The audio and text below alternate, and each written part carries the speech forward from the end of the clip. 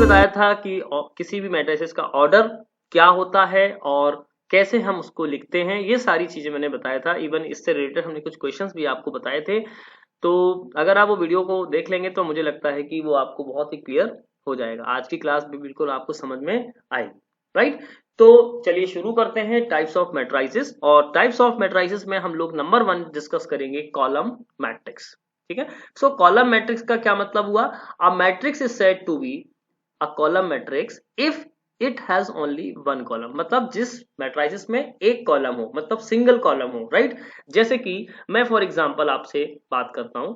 मान लीजिएगा A equals to, मैंने एक मैट्रिसेस लिया 1 4 7, ठीक है।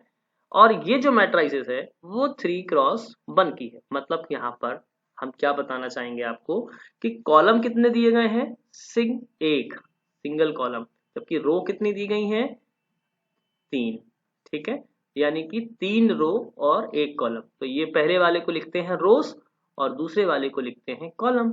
हमेशा जब भी मैट्रिक्स का ऑर्डर हम लिखते हैं, किसी भी मैट्रिक्स का ऑर्डर क्या होता है, वो हम इसको लिखते हैं रोज मल्टीप्लाई बाय कॉलम, ठीक है। या हम रोज को बोल देते हैं m और कॉलम को बोल देते हैं n।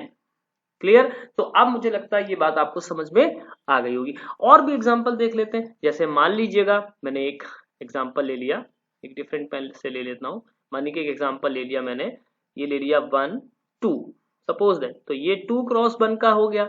यहाँ पर भी एक ही कॉलम है जबकि यहाँ पर 2 रो है, ठीक है। ये चीज समझ में आ गई।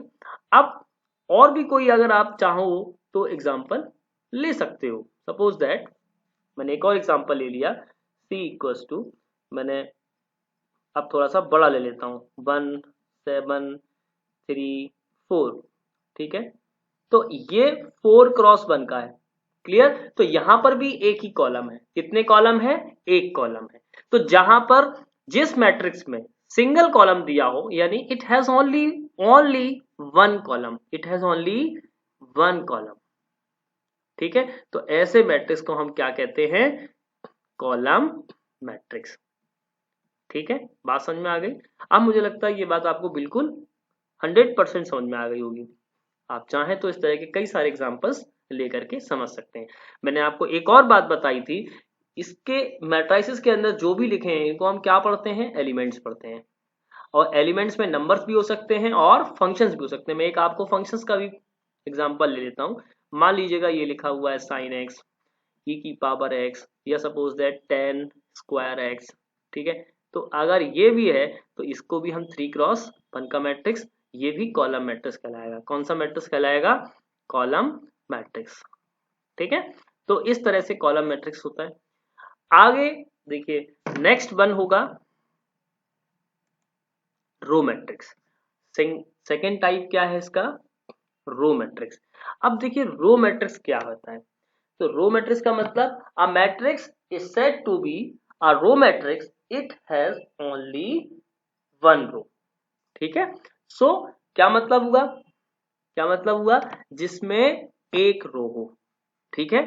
इट हैज ओनली वन रो। अब देखिए बिल्कुल सिंपल सी बात है, मैं एग्जांपल के फॉर्म पे फिर ले सकता हूं। मान लीजिएगा मैं कोई ले लेता हूं P, और वहां पर 1, सॉरी ये कॉमा मत लगाएं, ठीक है। 1 हो गया, 6 हो गया, 7 हो गया, ठीक है। तो इसको हम क्या बोल देंगे? रो रो मैट्रिक्स। क्योंकि यहां पर रो कितनी है? सिर्फ एक है। जबकि कॉलम्स कितने हैं? कॉलम यहां पर C1 C2 और C3, ये 3 कॉलम्स हैं, ठीक है। मान लीजिएगा मैं एक और मैट्रिक्स ले लेता हूं Q, जहां पर मैं ये कह सकता हूं, मान लीजिएगा माइनस का 1/2 दिया हो और 7 दिया हो। तो इसका ऑर्डर देखिए, अब हम इसका ऑर्डर कैसे लिख सकते हैं? यहाँ पे 1 क्रॉस 3 लिखा था, यहाँ पर भी 1 क्रॉस ये 2 हो जाएगा, ठीक है। तो इसको भी हम क्या बोलेंगे? रो मैट्रिक्स ही बोलेंगे, ठीक है। और ले लीजिएगा, आप चाहें तो और भी ले सकते हैं, मैं और भी ले सकते हैं, ठीक है। तो मान लीजिएगा R ले लिया मैंने, ठीक है। और R में मैंने एक और ले लिया 1 है, √7 है, 6 है, ठीक है। और कॉमा नहीं लगाना है, ठीक है। 6 हो गया और 5 हो गया, ठीक है। तो ये 1 क्रॉस 4 का हो गया। इसका मतलब हम सीधी सी बात बोल सकते हैं कि कोई भी अगर मैट्रिक्स है, ठीक है, कोई भी अगर एक मैट्रिक्स है, मान लीजिएगा हमने एक जनरली बात कर दी कि B इक्वल्स टू, ये अगर मैंने मैट्रिक्स लिया AIJ, तो यहाँ पर 1 क्रॉस n का एक मैट्रिक्स होगा। बिल्कुल सही बात है, ठीक है ना, क्योंकि जिसमें रो 1 पर कॉलम कितने भी हो सकते हैं, कॉलम कितने भी हो सकते हैं। ओके, ऐसे मैट्रिक्स को हम, तो ऐसे मैट्रिक्स को हम क्या बोलते हैं, रो मैट्रिक्स, ठीक है, जिसका ऑर्डर 1 क्रॉस n होगा, ठीक है। ठीक उसी तरह से कॉलम मैट्रिक्स को भी हम कैसे बता सकते हैं, देखिए कॉलम मैट्रिक्स को भी हम कैसे लिख सकते हैं। मान लीजिएगा अगर हम कहें कि A इक्वल्स टू मान लीजिएगा AIJ लिखा है, तो हम क्या बोल सकते हैं यहाँ पर n क्रॉस 1, ठीक है। तो ऐसे मैट्रिक्स को हम कॉलम मैट्रिक्स कहते हैं, ठीक है। तो कॉलम मैट्रिक्स समझ लिया, रो मैट्रिक्स समझ लिया। अब हम बात करेंगे नेक्स्ट मैट्रिक्स जिसका नाम है स्क्वायर मैट्रिक्स। तो बेसिकली स्क्वायर मैट्रिक्स क्या है, a matrix in which the number of rows are equal to the number of columns. मतलब एक मैट्रिक्स जिसमें नंबर ऑफ रोज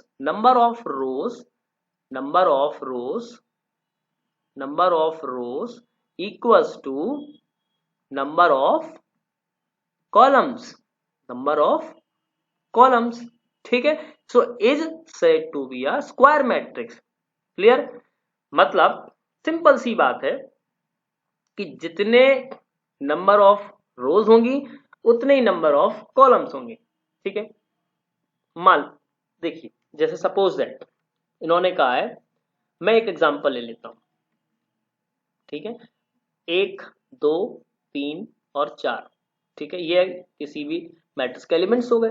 अब ये इसमें 2 रो हैं और 2 ही कॉलम है। देखो आप, देखिए मैं एक अलग पेन से ले लेता हूं ताकि आपको बता पाऊं।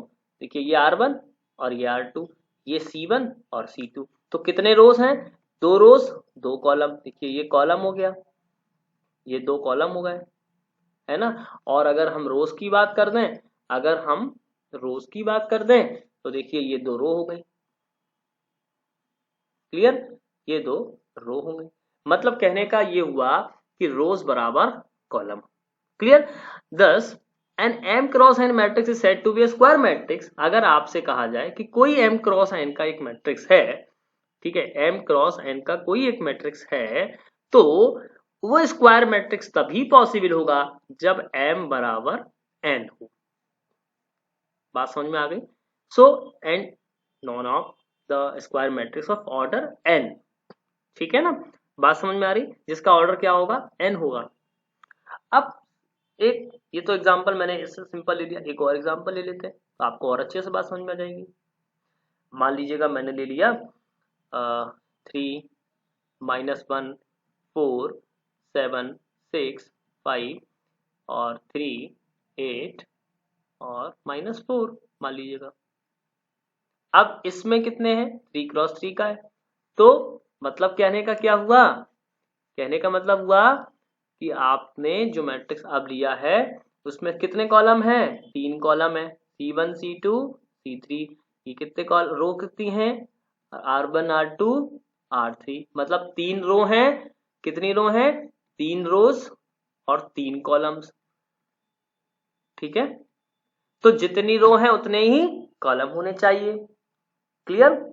और देख सकते हो आप, मान लीजिएगा एक और ले लेते हैं, C इक्वल्स टू 1 2 3 4 5 6 7 8 9। एक और ले लेते हैं, -1 -2 -3 और 7 6 5 4, ठीक है। और इस मैट्रिक्स को आप क्या बोलोगे, इसको बोलोगे आप 4 क्रॉस 4 का मैट्रिक्स, क्लियर।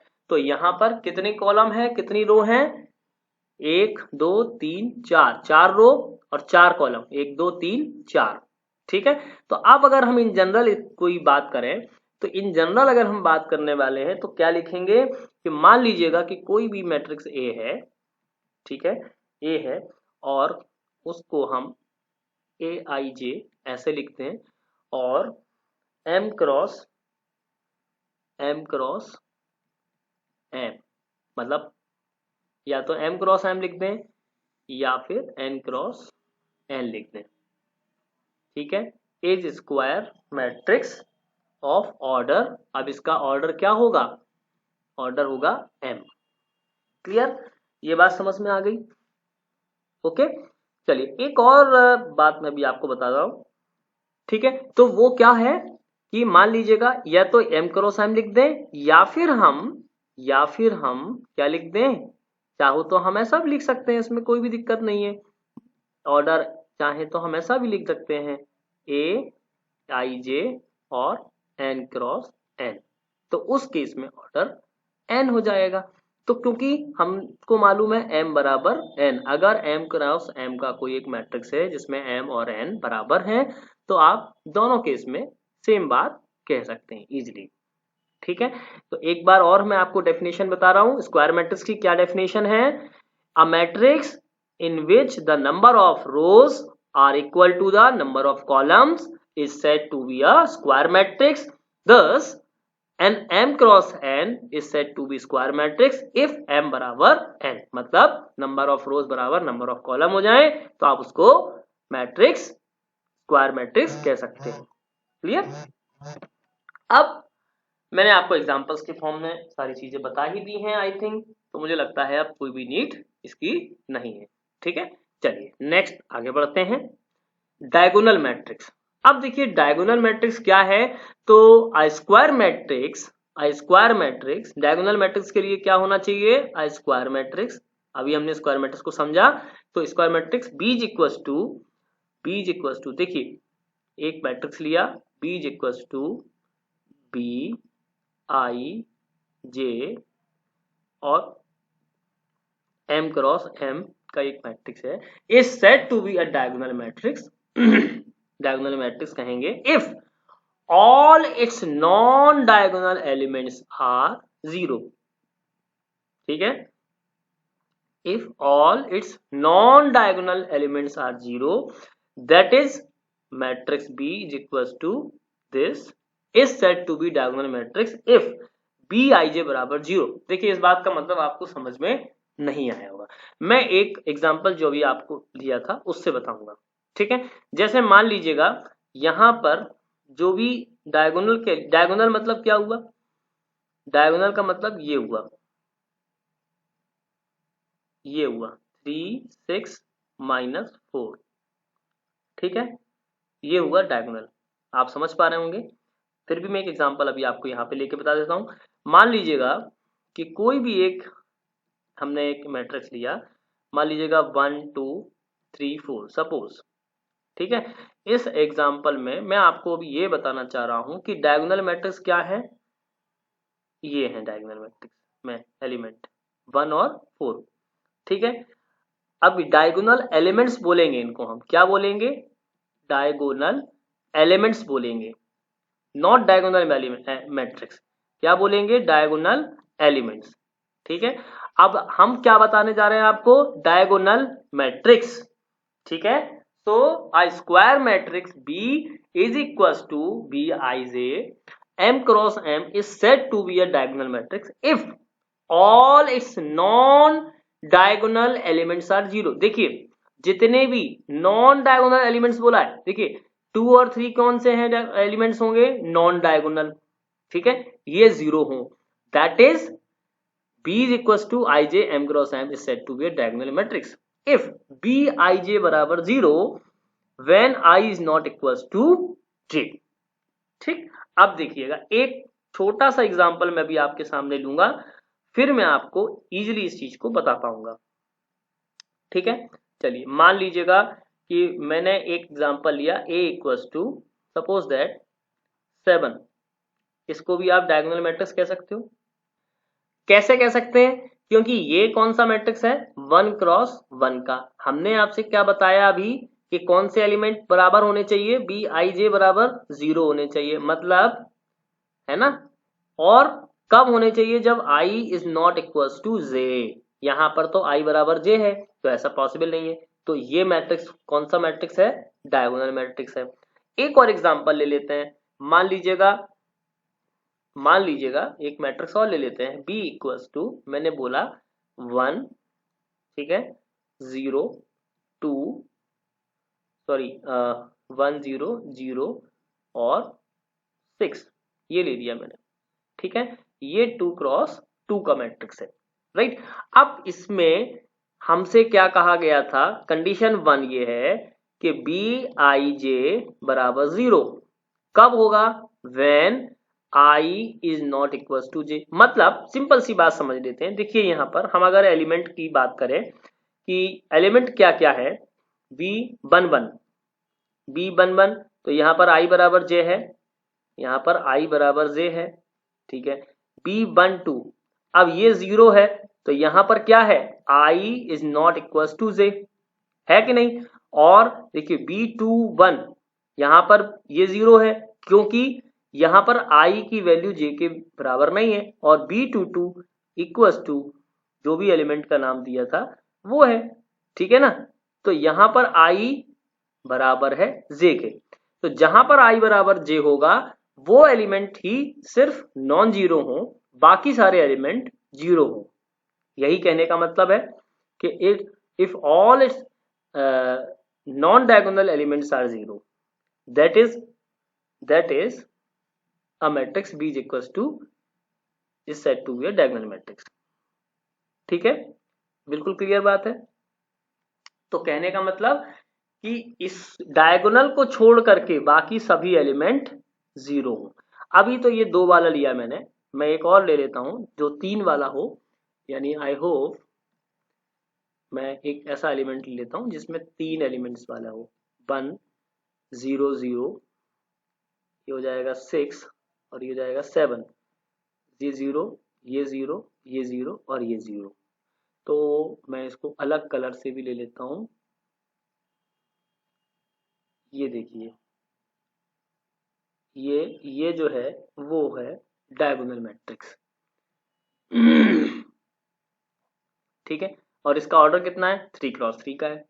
तो 1 6 7 जो हैं वो डायगोनल के एलिमेंट्स भी हैं, और इसको डायगोनल मैट्रिक्स कब कहेंगे, जब बाकी सारे एलिमेंट जीरो हों। यानी कि किस कंडीशन में, जब एलिमेंट्स में ए आई जे बराबर 0 तब होगा जब i is not equal to J. ये कंडीशन एप्लीकेबल होगी डायगोनल मैट्रिक्स पे। देखिए मुझे लगता है आपको ये बात अब बिल्कुल समझ में आ गई होगी। मतलब सीधी सी बात ये है कि डायगोनल को छोड़ करके बाकी सारे एलिमेंट्स जीरो ही होने चाहिए, ठीक है। एक और एग्जांपल समझिए, देखिए मैंने कहा 1 6 7 -1 6 0 7। अब अगर हम इसको कहें कि क्या ये डायगोनल मैट्रिक्स है, तो बिल्कुल भी नहीं है। क्यों नहीं है, क्योंकि डायगोनल के एलिमेंट्स तो हैं लेकिन नॉन डायगोनल वाले एलिमेंट्स जीरो नहीं है। क्या बोला इसने, if all its non diagonal elements are zero, तो इसका मतलब ये मैट्रिक्स डायगोनल मैट्रिक्स नहीं है। ये बात समझ में अब आ गई, मुझे लगता है अब बिल्कुल क्लियर होगा, क्योंकि इसमें सारे एलिमेंट यानी नॉन डायगोनल वाले जीरो होने चाहिए, ठीक है। अब अगर हम इसी मैट्रिक्स को बनाएंगे डायगोनल मैट्रिक्स, तो हम कह सकते हैं 1 0 0 7। अब ये डायगोनल मैट्रिक्स है। अब हम कह सकते हैं कि हाँ ये मैट्रिक्स डायगोनल, क्योंकि ये वाला जो एलिमेंट है, ये वाला जो एलिमेंट है ये भी नॉन डायगोनल है, और ये वाला जो एलिमेंट है ये भी नॉन डायगोनल है। तो सारे नॉन डायगोनल एलिमेंट्स जो हैं वो जीरो होने चाहिए। यही कंडीशन है कि B I J equals to zero when I is not equals to J. Clear, चलिए आगे बढ़ते हैं। Scalar matrix. अब स्केलर मैट्रिक्स क्या है, a diagonal matrix is said to be a scalar matrix. A diagonal matrix is said to be a scalar matrix if its diagonal elements are equal that is square matrix B is equal to I J n cross n is said to be scalar matrix. पहली condition है B I J बराबर 0 हो when i is not equal to j, और दूसरी condition B I J बराबर k when i is equal to j for some constant k। तो अब देखिएगा दोनों कंडीशन को भी हम मिलाते हैं, एग्जाम्पल ले लेते हैं, तो मुझे लगता है जल्दी समझ में आ जाएगा। जैसे कि मान लीजिएगा मैंने a इक्वल टू कोई भी एक एलिमेंट ले लिया, सपोज 6 ले लिया, इस मैट्रिक्स को हम स्केलर कह सकते हैं, लेकिन एक्चुअली में ये इस एलिमेंट से हम इस मैट्रिक्स से हम थोड़ा सा कम क्लैरिफाई कर पाएंगे, क्योंकि यहाँ पर सिर्फ ये 1 क्रॉस 1 का है। हम इससे बड़े ऑर्डर का मैट्रिक्स लेते हैं तो आपको और अच्छे समझ में आएगा। जैसे सपोज दैट मैंने मान लीजिएगा ये ले लिया 3 3 और ये 0 और ये 0। अब देखिएगा यहाँ पर पहली कंडीशन क्या आ रही है, बी आई जे बराबर 0 कब हो रहा है, जब i is not equal to j है, और B I J equal to k यानी 3 कब हो रहा है, जब i की वैल्यू j के बराबर है, और यहाँ पर कांस्टेंट सम 3 बोला गया है। अब देखो सिंपल सी बात समझो, यहाँ पर b11 क्या है, 3 है, और b11 कब हो रहा है, जब i बराबर j है। फिर b12 इक्वल टू क्या हो रहा है, 0, ये तब है जब i की वैल्यू j के बराबर नहीं है। फिर आप सीधी बात समझो, b21 क्या है, b21 क्या है, 0, जब i की वैल्यू j के बराबर नहीं है, और b22 क्या है, 3 है, जब i बराबर j है। तो ये इसको हम क्या कहेंगे, स्केलर मैट्रिक्स। और समझ लेते हैं थर्ड, किसी एक और एग्जांपल को ले लेते हैं। मान लीजिएगा हमने कहा एक और ले लेते हैं, c equals to suppose that, और हम ले लिया मान लीजिएगा 8 ले लिया, 8 0 0 0 8 0 और 0 0 8। ठीक, तो अब देखो यहाँ पर भी वही बात है, यहाँ पर मैंने क्या लिया था, 8 है ना, और अब देखिए यहाँ पर मैंने क्या किया, इसको देखिए ये डायगोनल मैट्रिक्स भी है और साथ में स्केलर मैट्रिक्स भी है, तो हम क्या कह सकते हैं, स्केलर मैट्रिक्स को हम डायगोनल मैट्रिक्स भी कह सकते हैं। ठीक है ना, बिल्कुल सही बात है, क्योंकि डायगोनल मैट्रिक्स को ही हमने लिया है जिसमें जो डायगोनल के एलिमेंट्स हैं वो बराबर हो गए। क्लियर हो गई बात, तो बाकी सारे एलिमेंट्स 0 होंगे, यानी ये नॉन डायगोनल एलिमेंट्स भी 0 हों और जो डायगोनल के एलिमेंट्स हों वो भी बराबर हों, मतलब डायगोनल एलिमेंट्स इक्वल होने चाहिए। क्लियर हो गई। और पहले वाली कंडीशन तो डायगोनल मैट्रिक्स की है जिसमें कहा गया है कि नॉन डायगोनल एलिमेंट्स जो हैं वो 0 होने चाहिए।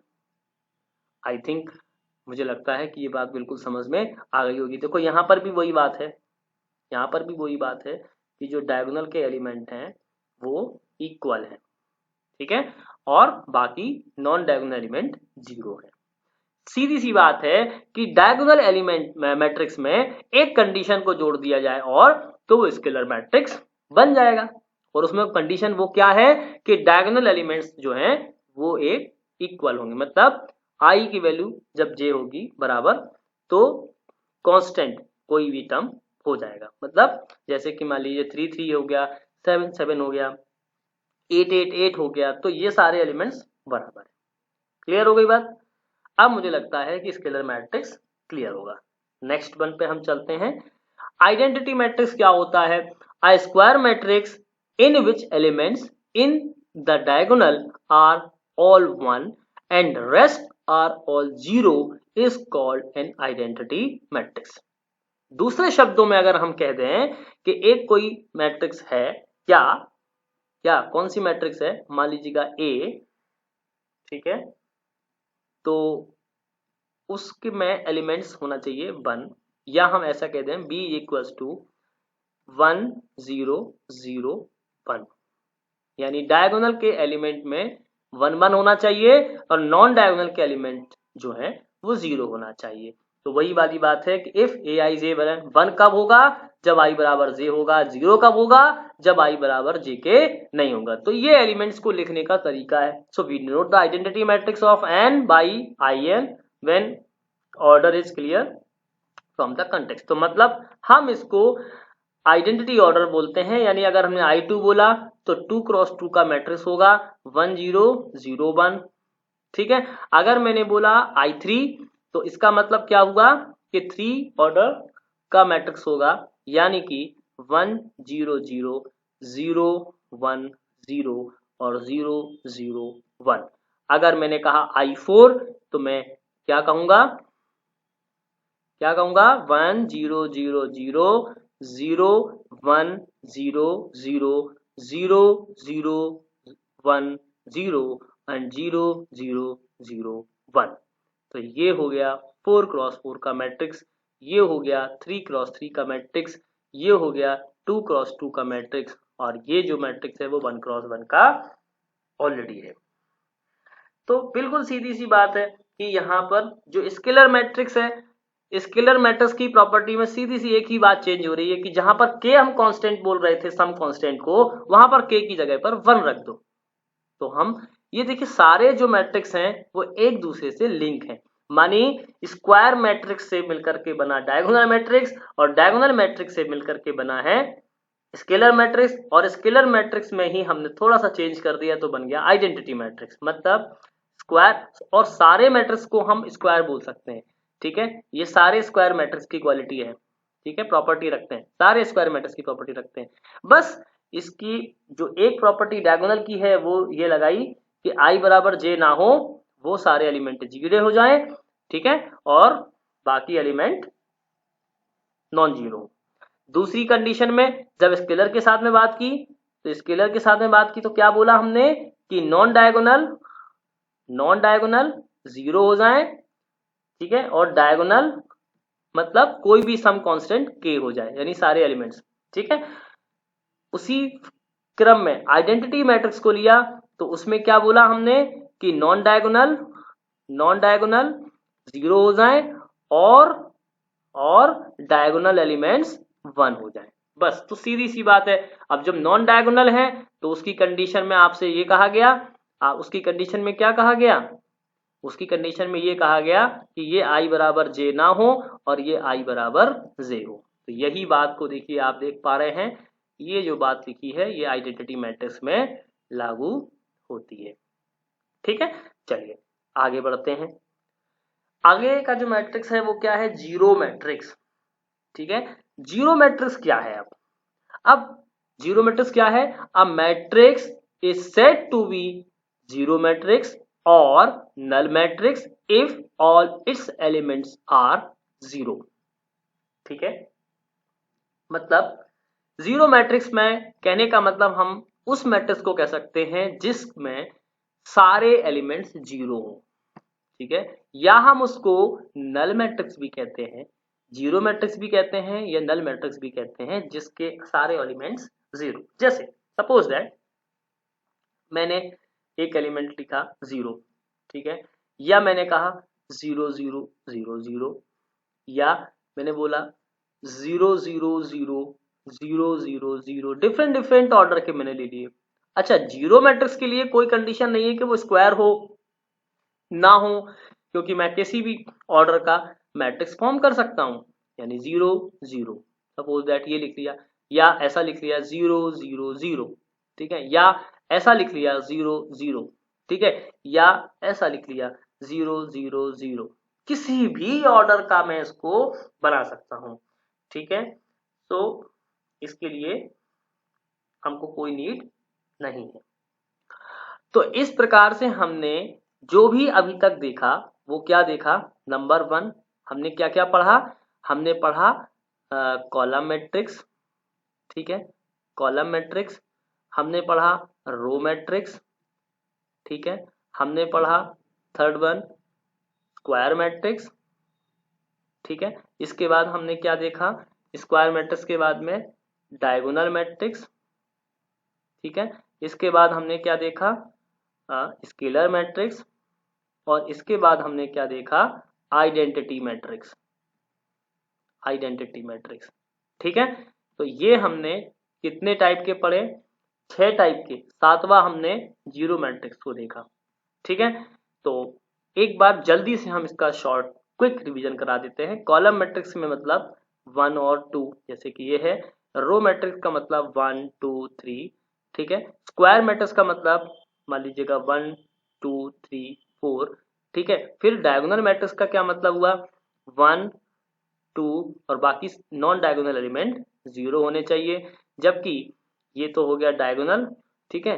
अब अगर हम स्केलर की बात कर लें, यहाँ पर मैं एक लाइन खींच लेता हूँ और मैं स्केलर मैट्रिक्स की बात करूंगा। तो स्केलर मैट्रिक्स में क्या करेंगे, 1 मान लीजिए 2 0 0 और 2, मतलब जो डायगोनल के एलिमेंट्स थे उनको हमने क्या कर दिया, सेम कर दिया, ठीक है। बाकी वो डायगोनल की प्रॉपर्टी तो रखेंगे। आइडेंटिटी मैट्रिक्स में हमने क्या किया, ठीक है, डायगोनल के एलिमेंट 1 होंगे, बाकी बाकी 0 होंगे। तो इस प्रॉपर्टी को हमने समझा, ठीक है। ये देखिए, ये इसे बोलेंगे आइडेंटिटी मैट्रिक्स। तो अब जो स्क्वायर मैट्रिक्स है, जिसका ऑर्डर हम क्या बोल सकते हैं, n, ठीक है, जिसका ऑर्डर क्या होगा, n होगा, और स्क्वायर मैट्रिक्स में रोज और कॉलम्स बराबर होंगे। तो स्क्वायर, डायगोनल और आइडेंटिटी, इन सभी में मैट्रिक्स का ऑर्डर होगा m क्रॉस n, जिसमें m बराबर होगा n, ठीक है। तो या तो m ऑर्डर का होगा या n ऑर्डर का होगा, ठीक है। अच्छा, डायगोनल, स्केलर और आइडेंटिटी मैट्रिक्स में, ठीक है, हमने बताया आपको कि वो मैट्रिक्स डायगोनल तभी होगा जब उसके नॉन डायगोनल एलिमेंट्स 0 हों और बाकी एलिमेंट्स कुछ हों, नॉन जीरो हों। स्केलर में उसी के साथ में हमने क्या कहा कि एक कांस्टेंट हो जाएगा और आइडेंटिटी में डायगोनल एलिमेंट